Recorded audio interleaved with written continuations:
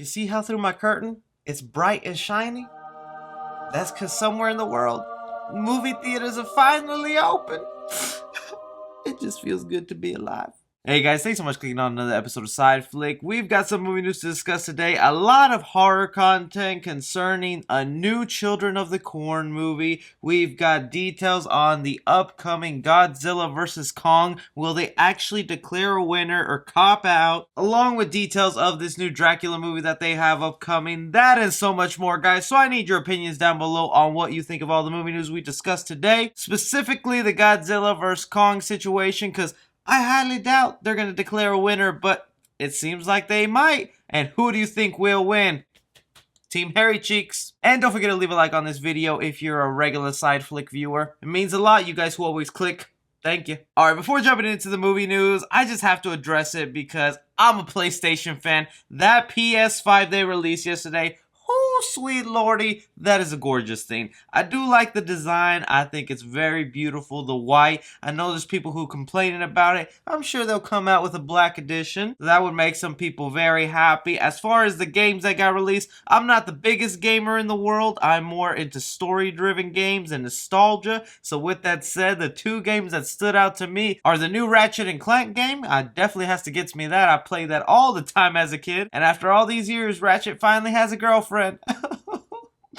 Took him long enough. But my god, man, just those couple of seconds of that trailer of Spider-Man Miles Morales, this thing looks absolutely gorgeous. I first thought to myself, it doesn't look that different from the graphics of the first one, but when you put them side by side, Miles Morales got a nice glow up and a sweet fade. I'm loving his costume. I like how there's going to be a snowy atmosphere with this Spider-Man game. I can't even think of a time where I saw Spider-Man swinging in the snow, and you live in New York. I mean, that should be a pretty common thing, don't you think? And yes, I'm going to raise my concerns. This does not mean I'm not interested in the game, but it feels like they're really shifting the focus away from the new Spider-Man, the Peter Parker we got in that game. And if that is the case, it's gonna make me kind of sad, man, because I really like the Peter Parker they set up in that game. So I hope Miles Morales just has a couple of missions in the game and he's not the full frontal focus and leaving Peter Parker in the background. Or worse, if you know Miles' origins, a Spider-Man usually dies for him to take his place, and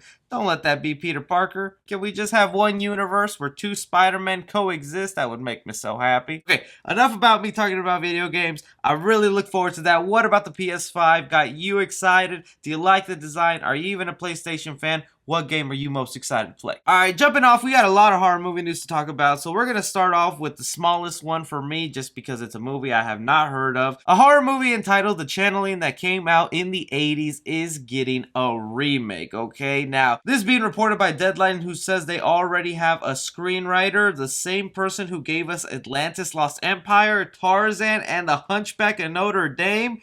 Yeah, that's a great history for a modern day horror movie, man. The current plot for the remake says, following a musician who, after the death of his young daughter, returns to his childhood home after a series of terrifying events, he begins to unlock the mystery of the dead child that haunts his home, along with a terrible family secret. Only reason I'm bringing this up is because it is a remake of what I'm hearing is a popular horror movie from the 80s, but I think that movie was really popular for the time because it was one of the first supernatural movies to do it the right way. Meaning where you had a ghost or paranormal activity and it wasn't done in such a cheesy way like a lot of movies in the 70s or 80s. But you fast forward to now, and as a horror fan, the paranormal genre or the demon genre, the ghost genre, is my least favorite because it is so repetitive. It just has the same beats over and over. Family or person steps into creepy old house. Creepy old house happens to have a ghost. Slow pacing and moving objects ensue, and then by the end you just get a small revelation of why it's happening. It feels so repetitive, and only the Conjuring series seems to be doing it the right way. I don't know from that plot how that's any different than any of the paranormal movies we get today, but you fans of the channeling, if you have seen it, do you think a modern version of this film could work today? Moving forward on the train of horror movies and I guess horror remakes or horror reimaginings, we have Blumhouse's Dracula. I've said this endlessly, but thanks to the success of The Invisible Man, we are going to have a new Dracula movie coming to us very soon, made by the people who made The Invisible Man, Blumhouse. This one is going to be directed by Karen Kuwasama, and she recently did an interview where she gave us a little bit more details of what we can expect from her version of Dracula. This is exactly what she had to say. It's a very faithful adaptation of Bram Stoker's novel. I think something that gets overlooked in the adaptation of Dracula in the past is the idea of multiple voices. In fact, the book is filled with different points of view, and one point of view we don't get access to. And all most adaptations give access to is Dracula himself.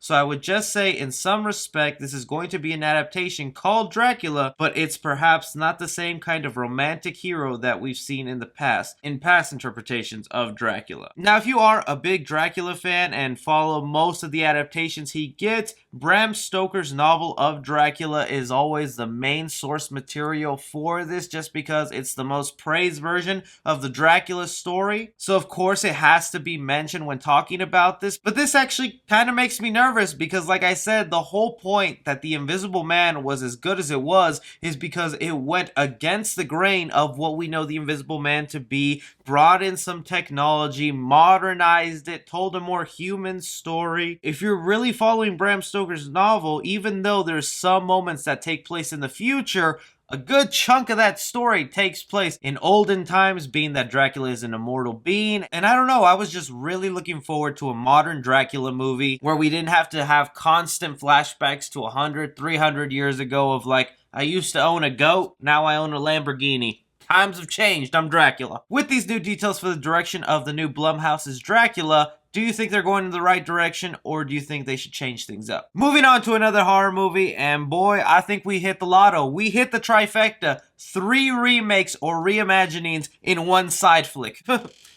Somebody go buy a lottery ticket. You gonna win today. This one I am pretty excited for. If you didn't know, Stephen King's famous book, Children of the Corn, who also got a movie of the same name, is getting a reboot, and we actually just found out that they finished shooting this thing. So no need to worry about when it's getting casted, directed. This thing is done and ready to go. This is being reported by Variety, who says despite the pandemic, the Children of the Corn reboot was able to finish its shooting in Australia and complete everything it needed to for it to release in 2021. The current plot for this reboot is the film describes the events leading up to and including the massacre of the adults of a small town in Nebraska by their children after the adults irresponsibly ruined the crops and the children's future. Pretty much the setup for Children of the Corn, that's the way of the land. Now, if I remember correctly, in the Children of the Corn, the children have already ruled the town, and some people come to visit the town, and they're like, oh boy, why do these kids all have weapons and why are they coming after us? And actually, just right now, as of filming this video, I had no idea that there was multiple sequels of Children of the Corn. Where have I been at? I literally only thought there was one movie. They even had a movie that came out in 2011 called Children of the Corn Genesis.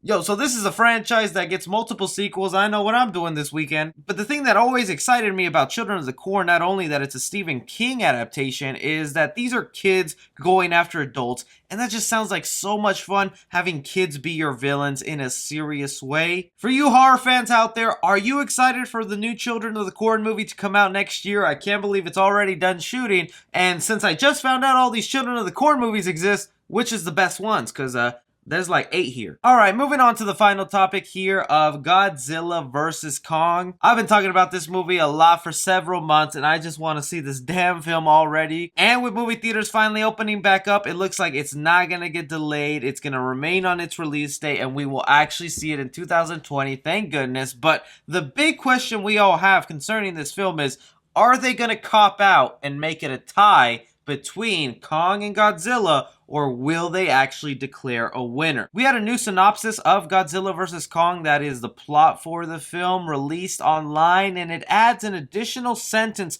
to the end of it that makes me think, oh, they actually gonna declare a winner. The additional line that they have added is, as the gigantic Kong meets the unstoppable Godzilla, the world watches to see which one of them will become king of the monsters. And even upon reading that, I don't believe they're gonna give us a winner. I just do not see them going, alright, Kong won, Godzilla is trash. Go stay in your water hole, you lizard thing. Or the opposite, it's Godzilla wins and Hairy Cheeks just go live on your island and take that L. I'm still the firm believer that there is another villain that's gonna pop up and these guys are gonna have to join forces, and the way they might declare a winner is either Kong or Godzilla might die in the battle, and then by default the one who's left standing is just the king of the monsters. But even playing devil's advocate some more, let's say there's not a third character that shows up for them to team up and it will just be Kong versus Godzilla the entire movie until the end. I actually believe Kong will win. Not only because I am Team Kong,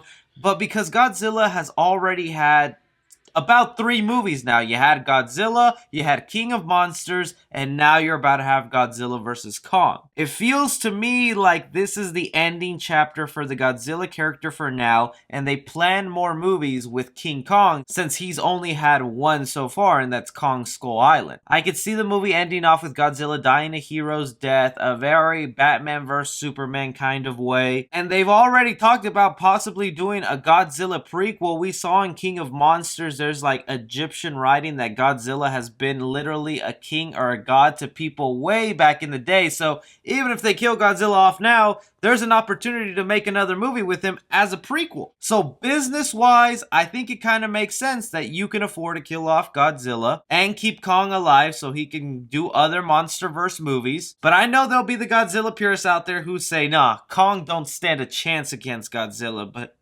we'll just have to wait and see. Who do you think is actually going to win the battle, or do you even think they'll declare a winner? But that is just some of the movie news and stuff going on in our entertainment world to talk about. There are a lot of films that came out today to watch at home. We have King of Staten Island, Artemis Fowl, Defy Blood on Netflix, and I'm gonna just throw this out there. The Child's Play reboot is on Hulu if you're curious. Which of those films are you guys gonna check out? Because I really want to see King of Staten Island. Be sure to like and subscribe. Follow me on Twitter at 3C Film Review. As always, I'm Chris. Take care.